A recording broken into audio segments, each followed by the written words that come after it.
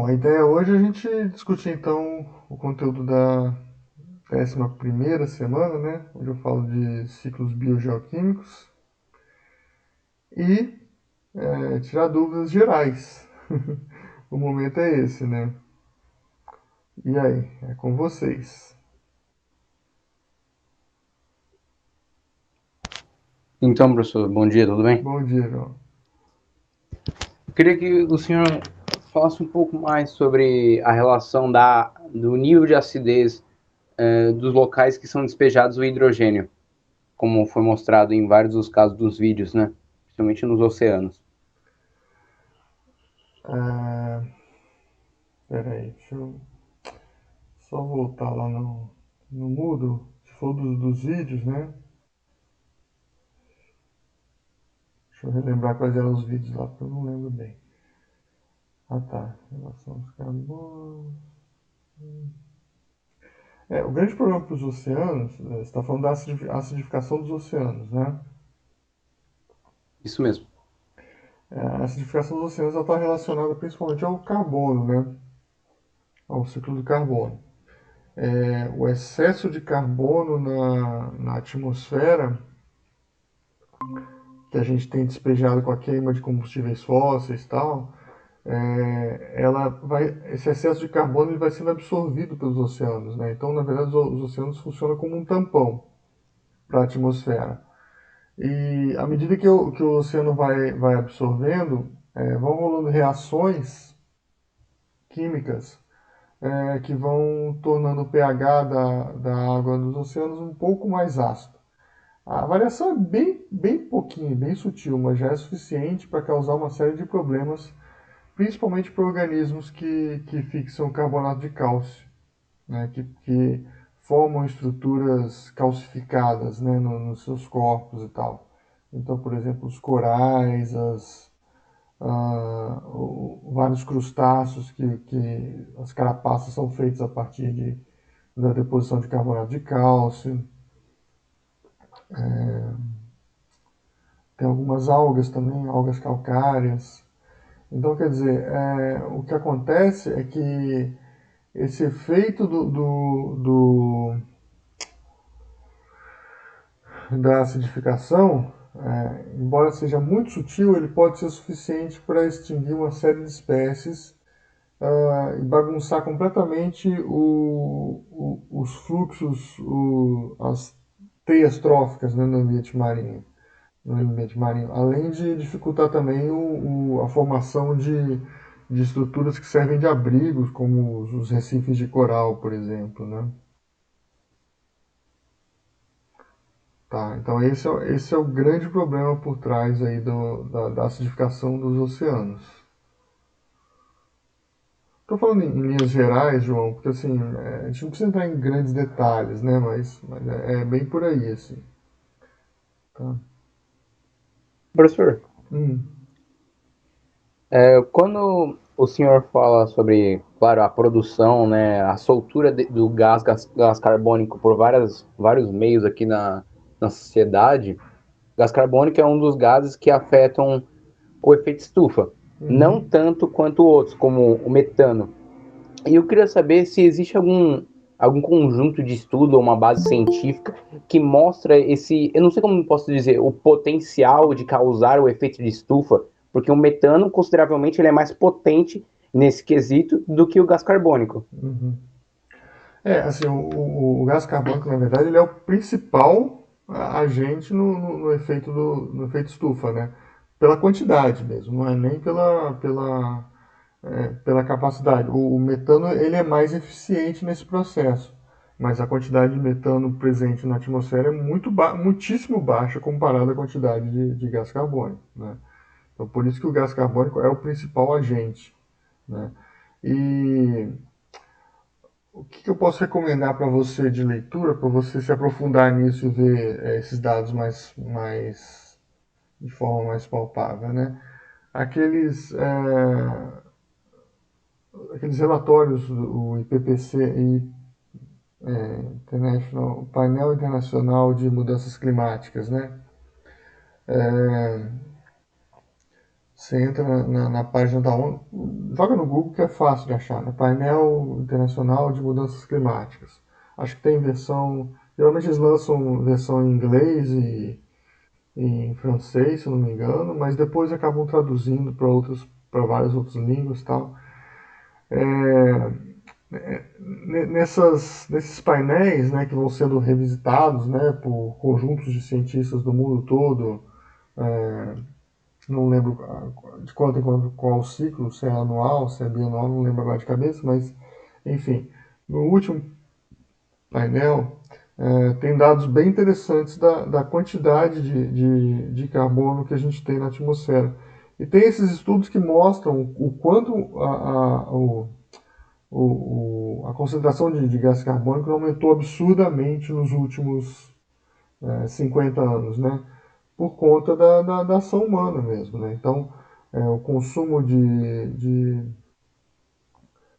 de combustíveis fósseis, né, derivados de petróleo, queima de carvão fóssil, enfim, tudo isso acaba lançando para a atmosfera uma quantidade de gás carbônico muito grande. E a velocidade de assimilação desse gás carbônico no ciclo do carbono, né, no nível planetário, ele não tem sido rápido o suficiente para que algumas espécies se adaptem a ele. Uma coisa interessante de pensar é o seguinte, em relação à acidificação dos oceanos, né, como a gente estava falando antes, a maior extinção em massa conhecida para o nosso planeta foi a extinção do final do Permiano, da passagem do, do,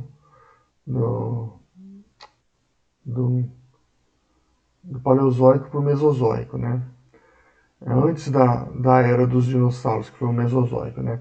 Então, essa passagem ela é conhecida como maior extinção em massa que teve na Terra. Cerca de 96% das espécies marinhas conhecidas até então, que a gente conhece pelo registro fóssil, simplesmente desapareceram. Nunca mais. Então, várias linhagens nunca mais apareceram. É o caso, por exemplo, dos trilobita, de uma série de organismos. Inclusive, vários quinidários, corais diferentes, tal. Várias linhagens de corais sumiram. Estima-se que naquele momento houve um evento de acidificação dos oceanos bem intenso. E esse evento, então, muito provavelmente foi um dos grandes causadores da extinção dessas várias espécies. Tá? A gente não sabe muito bem o que aconteceu, né? Pode ter sido uma ação vulcânica, um vulcanismo muito intenso que liberou quantidades muito grandes de metano na atmosfera, que até então não existia, ou existia em baixa concentração. Enfim, é meio difícil definir exatamente o que aconteceu, mas a gente tem várias evidências que mostram que houve um processo de acidificação dos oceanos naquela época e que ele foi uma parte importante da causa dessa extinção em massa, né? Então a gente meio que tá indo para o mesmo caminho agora, né? Com esse processo de acidificação que a gente está acompanhando agora. Se você for pensar em termos de tempo geológico, essa acumulação de carbono na atmosfera, que acaba sendo absorvida pelos oceanos e tal, ela está acontecendo de forma muito rápida. Entendeu? 50 anos não é nada em relação ao tempo geológico. Né? Então, as espécies elas conseguem se adaptar quando as mudanças vão acontecendo de forma gradual, lenta tal. Agora, quando as mudanças ambientais são meio bruscas, como é o que está acontecendo agora, aí a gente tende a várias espécies não conseguirem se adaptar e acabarem se extinguindo. Entendi, professor. Beleza? A Marina perguntou aqui se o branqueamento dos corais tem a ver com o aumento da temperatura marinha. Sim, sim, Marina. O branqueamento está diretamente relacionado à temperatura. O que acontece? Os corais, eles são quinidários, né? São animais, mas eles têm umas alguinhas, as zooxantelas, que vivem em associação com eles. Então é uma relação de nossa, fugiu o nome da cabeça.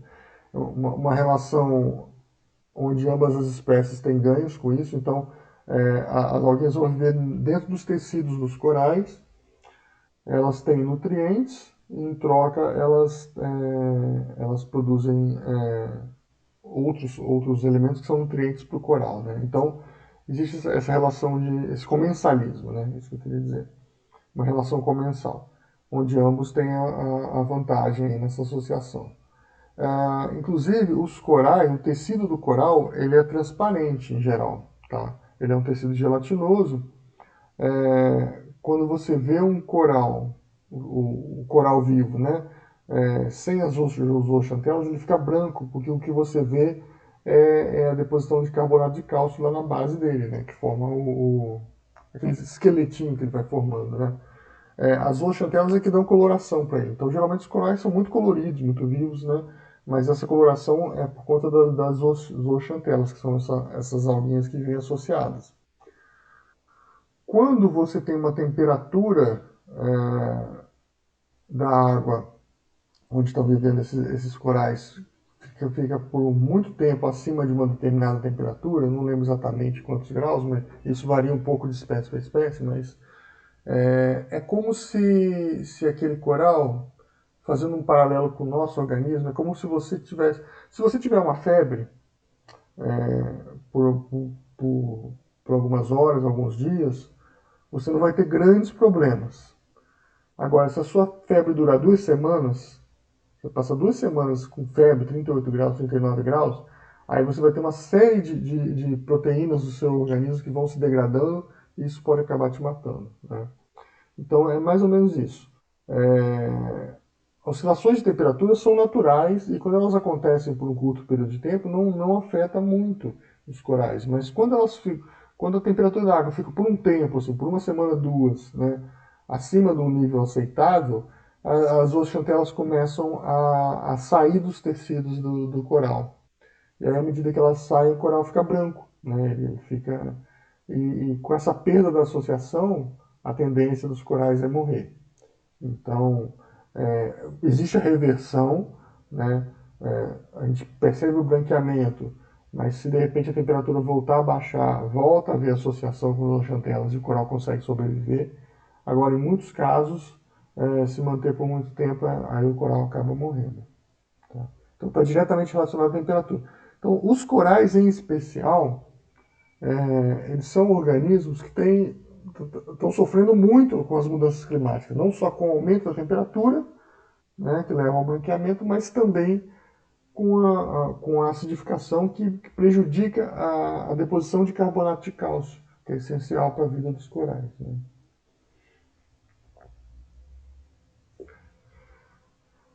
Mais alguma dúvida, pessoal?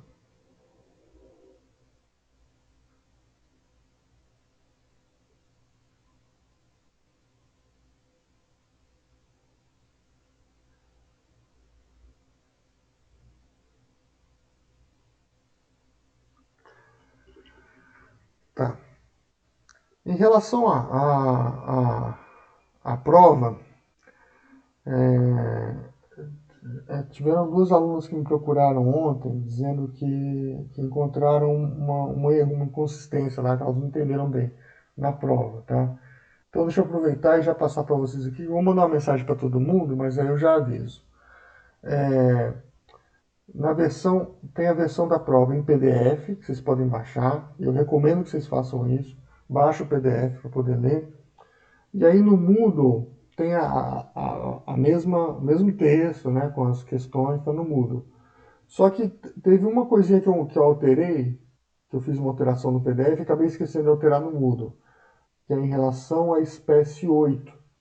A espécie 8 é uma cobra, né, se eu não me engano é isso.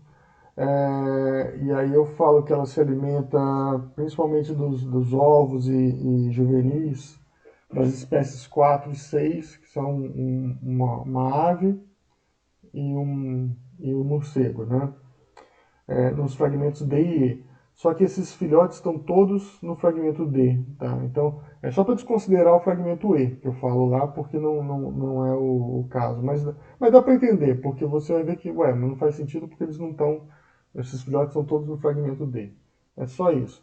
No PDF tá certinho.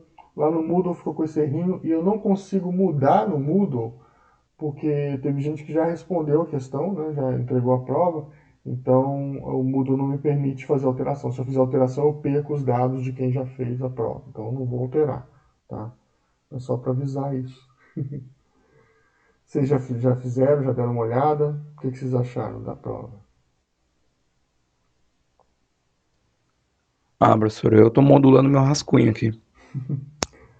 Tá certo. Ah, outra coisa que essas alunos ficaram um pouco em dúvida, eu acho que não deixei tanta margem para esse tipo de dúvida, mas é bom sempre comentar, né? É, eu tentei recriar uma situação mais próxima do que acontece na realidade, né? Então, assim, vocês vão escolher uma área, não tem nenhuma área que só tenha prós na escolha. Então, todas as áreas que você escolher vai ter prós e contras. Eu quero justamente que vocês discutam isso, os prós e contras, e escolham com base nesses prós e contras, tá? É, e uma outra coisa que simula uma situação real é o seguinte: a gente nunca tem a informação completa. Então, eu coloquei ali informações é, informações que você teria naquela situação. Agora, isso não significa que você sabe exatamente tudo que tem em cada fragmento. Então, por exemplo, teve uma aluna que perguntou: Ah, professor, mas as cobras estão em todos os fragmentos, tem menos no fragmento A, mas estão em quase todos os fragmentos, mas elas se alimentam no fragmento D. Eu falei, não, não é isso, não foi isso que eu disse. Eu disse que elas, no fragmento D, elas se alimentam principalmente dos juvenis das duas espécies. Mas isso não significa que elas não se alimentam nos outros. Elas não precisam sair de um fragmento para ir se alimentar no outro, tá? Então, preste atenção nas informações, porque assim, as informações são um pouco picadas, e não significa que a gente tem o conhecimento total da coisa. A gente tem conhecimento para uma determinada relação específica, entendeu? Mas outras coisas podem acontecer e a gente não está sabendo, tá? Então, tentem, na hora de interpretar, não ser tão literais, assim, não pensar, só que a gente sabe é isso e acabou. Não.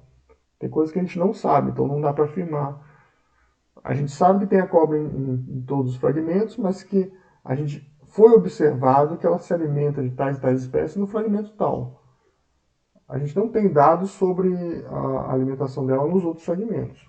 Então, não dá para inferir que ela tem que sair dos outros fragmentos para se alimentar naquele fragmento específico, tá? É só isso que eu quero deixar claro. Acho que é isso. Em relação à prova, pelo que eu me lembro, assim, o que surgiu aí de um pouco de dúvida foi isso. E aí, vocês têm mais dúvidas?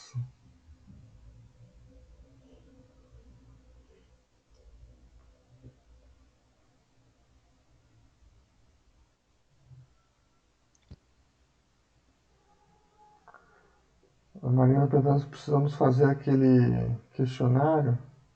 É, é legal. Assim, aqueles questionários que eu coloquei lá no final, né, na semana 12, são mais para eu ter um feedback da disciplina, né? E ver o que vocês acharam, se tem coisas que seria interessante mudar ou não, né? Então é mais para eu poder ter um feedback aí e poder ir ajustando para as próximas turmas, né? Tá? Se puder responder, eu agradeço. Ajuda bastante. Professor, Fala, João. o que o senhor acabou de falar sobre essas características que o ambiente e os tipos de espécies que cada um oferece aqui, né? Tá tudo especificado aqui no PDF. Elas são informações, como você disse, que elas não são totalmente completas, até porque é uma situação hipotética. Uhum. Mas esse tipo de informações, elas são um a mais para a gente modular nosso argumento, né? Isso. Porque tem a possibilidade de outros argumentos, sendo eles prós ou contras, que estão além dessas coisas que o senhor escreveu Sim, no sim. PDF. Sim, claro, claro. Tá. E podem usar a criatividade de vocês para isso, não tem problema nenhum. Tá? A ideia é vocês pensarem como um todo mesmo no problema, né? E tentarem visualizar prós e contras. Eu não vou ficar dando muito spoiler aqui, mas é, acho que eu já falei isso em outras reuniões nossas. É, eu já dei prova para esse modelo de prova, né, não exatamente essa, mas esse modelo de prova para as outras turmas no passado, e o pessoal escolhe os fragmentos mais variados, assim. E o que vale é a argumentação, então não tem um certo ou um errado, né? Às vezes tem fragmento que só um ou dois alunos escolheram, mas eles trazem algum tipo de argumento que não deixa de ser válido, entendeu? Porque, como eu disse, não tem. Qualquer escolha vai ter prós e contras. Então, esse peso do que é mais pró ou mais contra meio que é subjetivo, né? Então, por isso que eu quero ver a argumentação, porque se é subjetivo, então defenda a sua escolha, é isso que eu coloco, entendeu? Defenda a sua escolha com algum tipo de argumento é, científico, plausível, né? Dentro daquilo que a gente viu na disciplina, tá?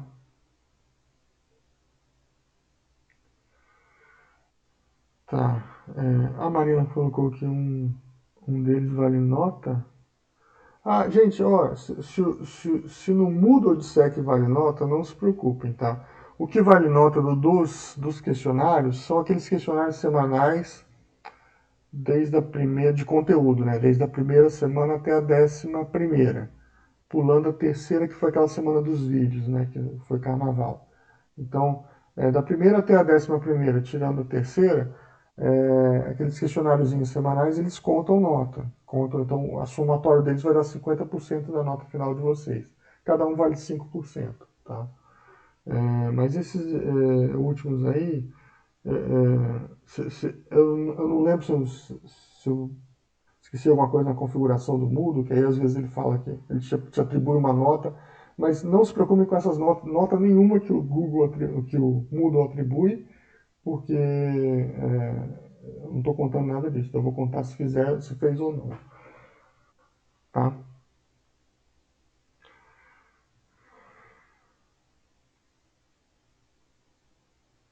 E aí, mais alguma dúvida?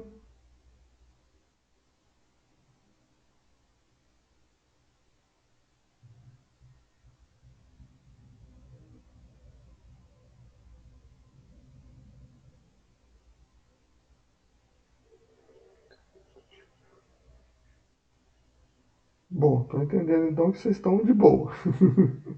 É isso, né? Eu vou fazer ainda mais um encontro síncrono depois que eu corrigir as provas, para a gente fazer uma vista de prova, né? Se alguém quiser questionar alguma coisa, aí a gente para rever para aquela pessoa específica, né? Mas então é isso, gente. Assim, a parte de conteúdo mesmo da disciplina a gente encerra aqui, né? E aí vocês têm até segunda para tá entregando essa atividade final.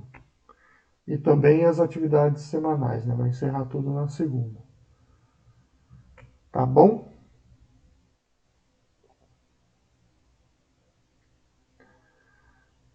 Então tá. Tudo certo, professor. Certo. Então tá bom. Se não tiver alguma dúvida, alguma questão, só entrar em contato comigo, tá? Por e-mail e tal. E é isso aí, gente. Obrigado pela parceria aí ao longo do quadrimestre.